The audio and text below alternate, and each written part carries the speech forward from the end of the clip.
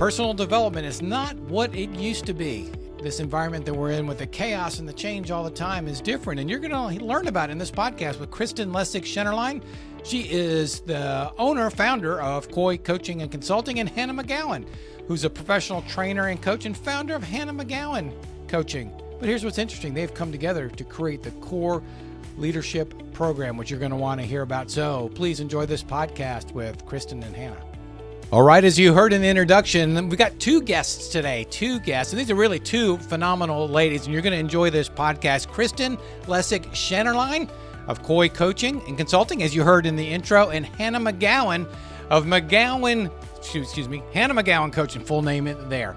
So, ladies, great to have you all here, and we're going to talk a little bit about the Core Leadership Program that you two have worked so diligently to create over the past, 1+ years, if you will. But first, tell the audience a little bit about yourself, your consulting practices, and then how you two came about. And Hannah, we'll start with you first. Fantastic. Thank you so much for having us. It's great to be here. So I, as you mentioned, am the founder and CEO of Hannah McGowan Coaching, and I work one-on-one with folks from a career navigation standpoint, as well as from a leadership development standpoint. I also work with businesses and organizations on their leadership development efforts, and that they take a very custom approach, whether that be through workshops, one-on-one coaching, executive retreats, whatever it is that organization needs to most effectively drive forward their goals. But I have a background in corporate talent development and onboarding, career pathing, ongoing skill development efforts. I then went and got my license as a mental health counselor, working in schools and nonprofits for a period of time, and have essentially merged those experiences together in my coaching practice and, brought a human whole person approach to the rigor and the effective training and coaching practices from the talent development world. So that's a little bit about me and my background. Great, Hannah. Thank you. And Kristen, you. Yeah. So thank you, Michael, for having us. I'm so excited to be here and always in good company with Hannah when we get to talk about core leadership. So, for me, I started my leadership journey as a nonprofit founder and served in an executive capacity for almost 15 years. It was a class project in college, so there was really no leadership development in my history before kind of launching into that. So I think, the biggest impact on my success was having leadership development along the way as I served in that capacity as executive director. And that really shaped my belief in that, leaders just aren't born, they're developed through intentional investment. And so after kind of deciding to exit my roles in the nonprofit world, I thought that I could have a greater impact in working with individuals through a coaching capacity. And so I transitioned to coaching about almost 6 years ago now. And I found great joy in that. I also felt like I hit a wall. And so as Hannah mentioned, I made a similar investment in myself and went back to school, got my master's in positive psychology to really help on what is this optimism and well-being, and how does that fuel our leadership and how we show up in the world as a leader. And so I've spent my days now working individually with clients, but also working with organizations around their culture and developing kind of in a work environment that supports the well-being of every individual at every level of an organization. So you both have your independent coaching practices, businesses, very successful, and yet you two decided to come together to create something called the Core Program. So I want to jump to that pretty quickly. So help me understand why, and then what is the Core Program? Well, I'll start. Hannah and I were both invited to kind of a networking event, coming together to meet fellow coaches, people doing similar work. It can be sometimes lonely, as you know. And so we immediately connected around kind of a shared philosophy around leadership. And I think the light bulb moment was that we stepped away from kind of our initial time together and said, okay, let's see where our experiences, our training, our background, our knowledge, all of that could overlap and where could we kind of collaborate and work together. And that's when we came to, this leadership development program that we now call the core program, because it was something that we both believed in. And, we're rooted in our work as individual coaches, but we thought we could do more together than we could alone. Very interesting. And Hannah, what is the core program? So the core program, to keep it short and sweet, is essentially it's a transformational leadership development program. So each year we are bringing together 20 leaders across the community, both from the nonprofit and the for-profit spaces, over the course of 10 months to build a toolbox of tangible strategies to lead a high-performing team. And so it is a very skill set and mindset focused program that is a beautiful complement to a lot of the other leadership development programs in the community. That's another piece I think that, Kristen and I aligned on, is that we wanted to make sure that we were responding to the needs and what folks were asking for here. And so we are really invested in making sure that we are prioritizing impact with the core program and driving transformational change. Now, Kristen, you talked a little bit about positivity and you got your degree in that, and I may have butchered that a little bit, but I find that fascinating because I read your materials. Would you talk a little bit about that and then how that's woven into the core program? Yeah, I think, we think of positivity and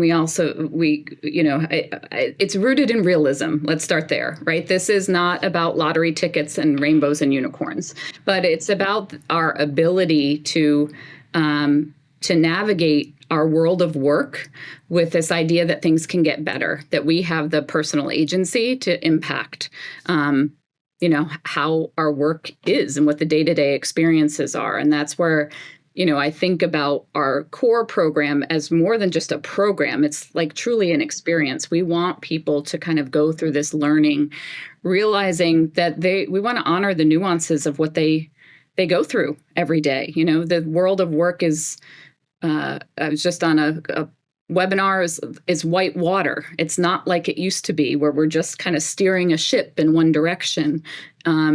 There's a lot of nuances and challenges that are coming at us all day.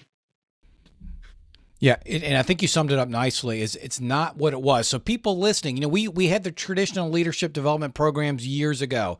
You go to a seminar, or maybe you get a coach, and it was pretty prescriptive. Hannah, this is not overly.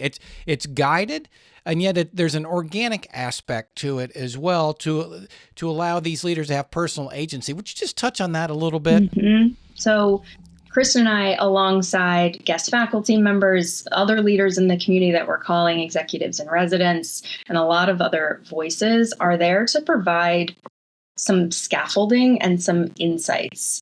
And the core program is very much structured with a coaching approach instead of a more traditional consulting approach, where we're not necessarily coming in and saying, this is the way to do it, here's the only way. But instead, how do you understand yourself first? How do you learn how to coach yourself first and bring your strengths to the table? And then what leadership concepts and frameworks and tools can you be using in your day-to-day to drive forward strategy, to coach your team, to lead your team to whatever success metrics you have in front of you from there.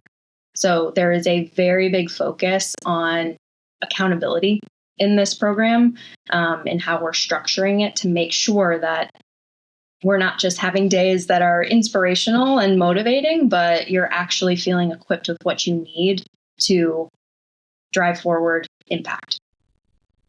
Oh, and so, I love how you said this. In my interpretation, this isn't a feel good. This is, you're going to walk out with something, and the goal is you're going to be a better leader, because being a better leader it's so much more than reading a book now. So, Kristen, who should attend the core program? Yeah.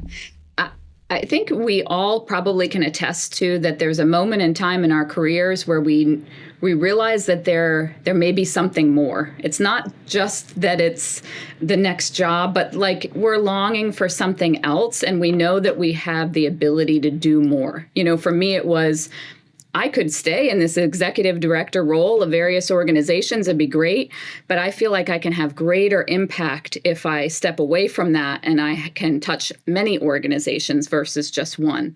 So I think it's really it's not based on your title per se, right? It is based on this kind of potential that you see in yourself, or hopefully that someone else sees in you as well, and can support that. And I think that's to Hannah's point, we really want this to be different because we need whoever, whether it's a board of directors or a CEO, and a chief operating officer, we need those around them to support the work that they're going to do, because it's going to require getting uncomfortable and, stepping into to affect change that people around you may not be ready for.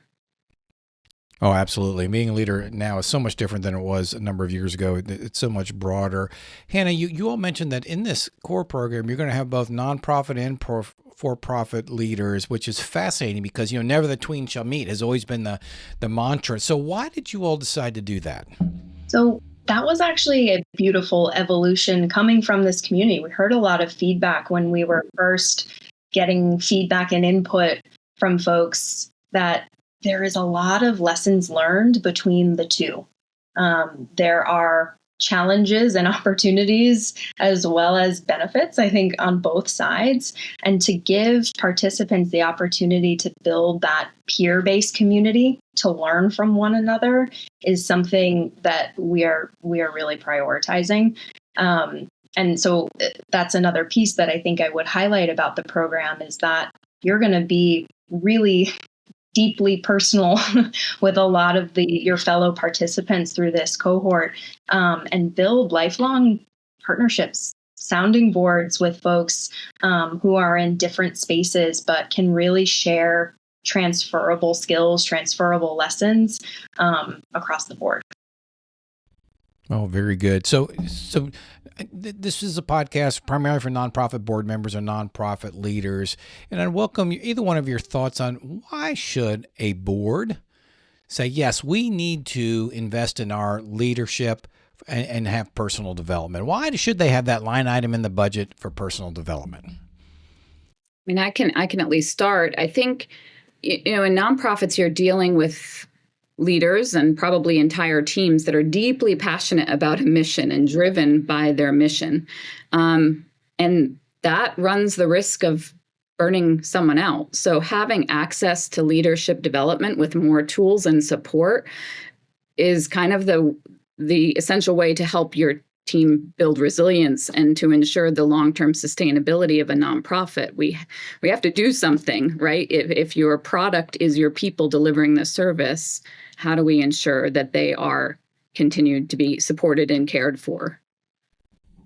Well, I think that's great. And I just saw, I've seen a few posts recently that the turnover in nonprofit leadership is hit an all-time level, and we're seeing that, and it's probably because of what you just said. It's stressful, it's broad, and we've got to invest in these leaders to be able to, I don't know if manage is the right word, but just to understand their role and to de-stress them. So Hannah, what can leaders do in that regard to de-stress, to just get their arms around things? And I know I'm not asking the right question, but hopefully it's descriptive. It is. And I think to boil it down, it's almost control what you can control. There are a lot of things in the nonprofit space, a lot of factors that influence what's going on with your budget, right? Crises and things that come up. There's a lot of things outside of your control. How you are equipping your leaders with what they need to be successful is something that you can control, and you can control it proactively. And that's not only for the in-seat leader, but that is for the leaders who are coming up next. Michael, you had a podcast recently that beautifully talked about succession planning. And so in addition to normalizing discussions around when and where are you leaving, what's the timeline looking like, there is also the investment in that next generation of leaders, and investing there. And so I think that's step one is equipping them with what they need to do their jobs.